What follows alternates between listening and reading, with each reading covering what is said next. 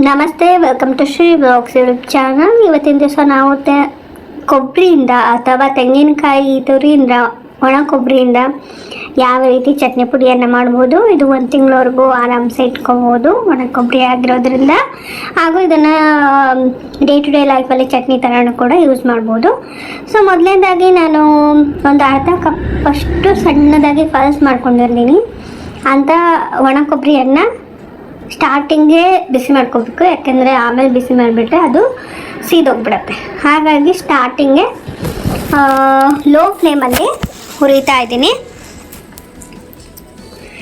ಇದು ಚೆನ್ನಾಗಿ ಹುರಿತಾ ಇದ್ದೀನಿ. ಪಲ್ಸ್ ಮಾಡ್ಕೊಂಡಿರೋದ್ರಿಂದ ನೀವೇನಾದ್ರು ತುದ್ದಿದ್ರೆ ಒಂದು ಸ್ವಲ್ಪ ನಿಧಾನಕ್ಕೆ ಮಾಡ್ಕೋಬಹುದು. ನಾನು ಪಲ್ಸ್ ಮಾಡಿರೋದ್ರಿಂದ, ಅಂದರೆ ಒಂದು ಸ್ವಲ್ಪ ರುಬ್ಕೊಂಡಿರೋದ್ರಿಂದ ಈ ಥರ ಇದೆ. ಸೊ ಹುರ್ಕೊಳ್ತಾ ಇದ್ದೀನಿ ಚೆನ್ನಾಗಿ. ತಳ ಹಿಡಿಯೋದಕ್ಕೆ ಬಿಡಬಾರ್ದು, ಕೈ ಆಡ್ತಾನೆ ಇರಬೇಕು, ಹಾಗಂದರೆ ಅದು ಸಿಯೋದಿಲ್ಲ.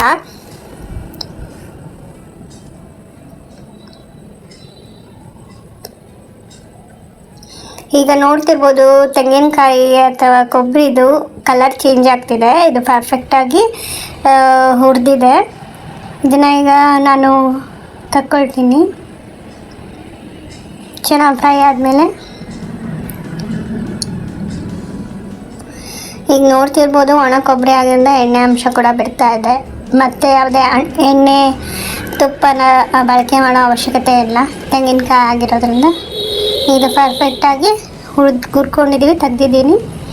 ಇದಕ್ಕೆ ಒಂದು 4 ಏಲಕ್ಕಿಯನ್ನು ಹಾಕಿ ಅದನ್ನು ಸ್ವಲ್ಪ ಹುರ್ಕೊಳ್ತಾ ಇದ್ದೀನಿ. ಏಲಕ್ಕಿ ಒಂದು ಸ್ವಲ್ಪ ಘಮ ಬರಲಿ ಅಂತ ಟೇಸ್ಟ್ ಫ್ಲೇವರಿಗೋಸ್ಕರ ಹಾಕ್ತಾ ಇರೋದು. ಇದು ಆಪ್ಷನಲ್, ನೀವು ಹಾಕಿದರೆ ಹಾಕ್ಬೋದು, ಬಿಟ್ಟರೆ ಬಿಡ್ಬೋದು, ನಿಮ್ಮ ಇಷ್ಟ. ನಾವಿಲ್ಲಿ ಫ್ಲೇವರಿಗೋಸ್ಕರ ಏಲಕ್ಕಿನ ಬಳಸ್ತಾ ಇದ್ದೀನಿ. ಸೊ ಹುರಿದು ತೆಗೆದಿಟ್ಕೊತಾ ಇದ್ದೀನಿ.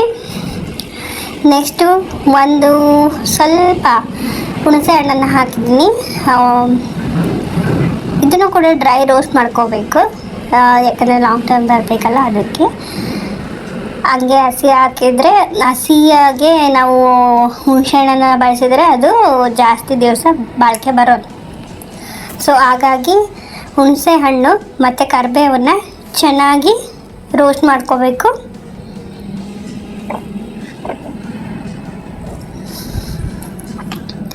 ಸೊ ಚೆನ್ನಾಗಿ ಇದನ್ನು ರೋಸ್ಟ್ ಮಾಡ್ಕೊಳ್ತಾ ಇದ್ದೀವಿ, ಹುಣಸೆ ಹಣ್ಣು ಮತ್ತು ಕರಿಬೇವು ಚೆನ್ನಾಗಿ ಹುರ್ಕೋಬೇಕು. ಈ ಹಂತದಲ್ಲಿ ಬೇಕಿದ್ರೆ ಸ್ವಲ್ಪ ಆಯಿಲನ್ನು ಬಳಕೆ ಮಾಡ್ಬೋದು, ಯಾಕಂದರೆ ಕರಿಬೇವು ಹಾಕಿದ್ದೀವಲ್ಲ, ಆ ರೀಸನ್ಗೋಸ್ಕರ.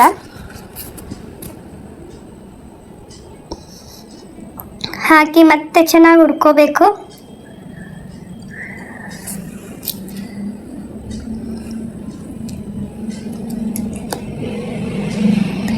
ಇದನ್ನು ಚೆನ್ನಾಗಿ ಹುರ್ಕೋಬೇಕು. ಹುಣಸೆ ಹಣ್ಣನ್ನು ಚೆನ್ನಾಗಿ ಹುರ್ಕೋಬೇಕು.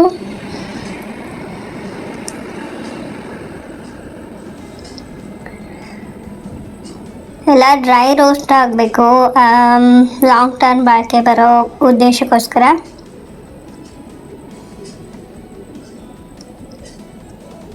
ಚೆನ್ನಾಗಿ ಹುರಿದಿದೆ ಇದು.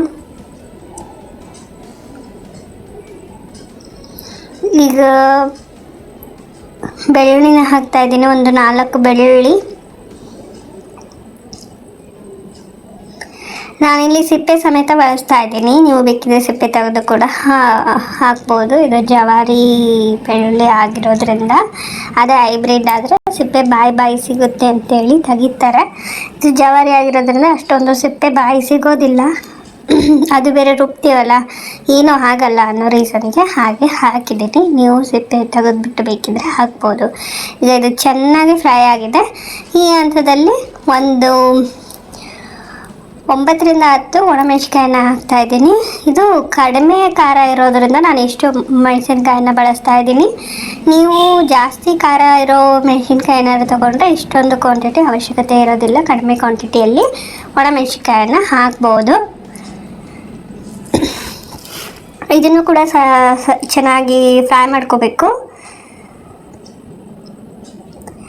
ನೋಡ್ತಿರ್ಬೋದು ಒಣಮೆಣಸಿನ್ಕಾಯಿ ಕಲರ್ ಕೂಡ ಬದಲಾಗ್ತಾ ಇದೆ. ಸೊ ಇದು ಚೆನ್ನಾಗಿ ಹುರಿದಿದೆ. ಈಗ ಇದನ್ನು ತೆಗಿತಾ ಇದ್ದೀವಿ. ಈಗೇನು ಹುರ್ಕೊಂಡಿದ್ವಲ್ಲ ಅಷ್ಟು ಸಾಮಗ್ರಿಗಳು ಒಣಗಬೇಕು, ಅಂದರೆ ತಣ್ಣಗಾಗಬೇಕು. ತಣ್ಣಗಾಗಿ ಆದಮೇಲೆ ನಾನೊಂದು ಸ್ವಲ್ಪ ದಪ್ಪ ಸಾಮಗ್ರಿಗಳಿದ್ದಾವೆ. ಅಂದರೆ ಈ ಕರಿಬೇವು ಆಗಿರ್ಬೋದು, ಒಣಮೆಣಸಿನ್ಕಾಯಿ ಆಗಿರ್ಬೋದು, ಬೆಳ್ಳುಳ್ಳಿ ಆಗಿರ್ಬೋದು, ಇಷ್ಟನ್ನು ಸ್ಟಾರ್ಟಿಂಗೇ ಹಾಕಿ ಒಂದು ಸರಿ ರುಬ್ಕೊಳ್ತೀನಿ. ಯಾಕಂದರೆ ಇದು ಕಾಯಿ ಆಲ್ರೆಡಿ ಒಂದು ಸರಿ ರುಬ್ಬಿ ಇಟ್ಕೊಂಡಿರೋದ್ರಿಂದ ಇಷ್ಟನ್ನು ನಾನು ಫಸ್ಟಿಗೆ ರುಬ್ಬಿ ಇಟ್ಕೊಂಡಿರ್ತೀನಿ. ಆವಾಗ ನೆಕ್ಸ್ಟ್ ಕಾಯಿ ಹಾಕೋದ್ರಿಂದ ಪರ್ಫೆಕ್ಟಾಗಿ ಬ್ಲೆಂಡ್ ಆಗುತ್ತೆ. ಸೊ ಇದನ್ನು ರುಬ್ಬೋಣ. ಈಗ ಚೆನ್ನಾಗಿ ಮಿಕ್ಸಿ ಮಾಡಬೇಕು.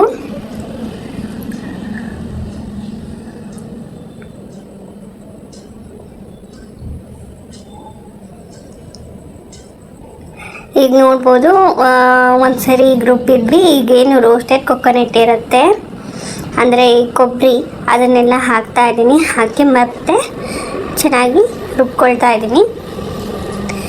ಈಗ ಒಂದು ಅರ್ಧಂಬರ್ಧ ರುಬ್ಬಿದೆ. ಈ ಟೈಮಲ್ಲಿ ನಾನೊಂದು ಸ್ವಲ್ಪ ರುಚಿಗೆ ತಕ್ಕಷ್ಟು ಉಪ್ಪನ್ನು ಬಳಸ್ತಾ ಇದ್ದೀನಿ. ಸೊ ಇದೆಲ್ಲ ಮತ್ತೊಂದು ಸರಿ ಎಲ್ಲ ಮಿಕ್ಸಿ ಮಾಡಿಕೊಂಡು ಈಗ ಒಂದು ಕಂಟೈನರ್ಗೆ ಹಾಕಿಟ್ಟೆ. 1 ತಿಂಗಳ ಕಾಲ ಇದನ್ನು ಆರಾಮ್ಸೆ ಬಳಸ್ಬೋದು. ನೀವು ಒಂದು ಸರಿ ಟ್ರೈ ಮಾಡಿ ತೆಂಗಿನಕಾಯಿಯ ಅಥವಾ ಒಣ ಕೊಬ್ಬರಿಯ ಚಟ್ನಿ ಪುಡಿಯನ್ನು. Please subscribe to my channel. Thanks for watching. Keep sharing the video as much as possible. Thank you.